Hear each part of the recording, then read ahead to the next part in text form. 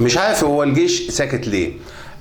كتير قوي الناس قالوا في الاول الجيش حمى الثوره، وقلنا لا الجيش حمى نفسه لان هو ما تدخلش زي ما تدخلوا في ليبيا، ومش هيعمل زي ما عملوا في سوريا وفي اليمن، وان الجيش يجب ان هو يبقى بنفسه ويكون يعني على يعني اخلاق عاليه، اخلاق الدفاع عن المصريين مش قتل المصريين. لحد دلوقتي متفقين.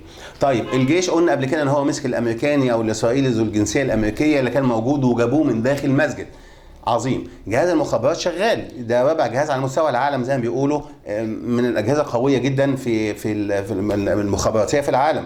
في جهاز في داخل المخابرات اسمه جهاز الامن القومي، مش الامن الوطني اللي هو بتاع بحث امن الدوله، لا الامن القومي. جهاز الامن القومي ده اللي جاب الراجل من الجامعه.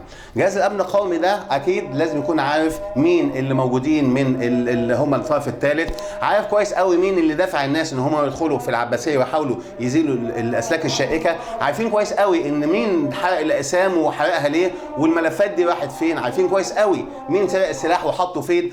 اللي انا عايز افهمه الجيش ساكت على هذه الامور ومش عايز يصرح للناس ليه. يعني انت راجل عرفت كل حاجه وعرفت ان في يعني شيء من اللعب داخل، وتقول انا هعلنها في الاخر. طب انت مش عايز تعلنها دلوقتي ليه؟ يعني ايه اللي يخليك تسكت؟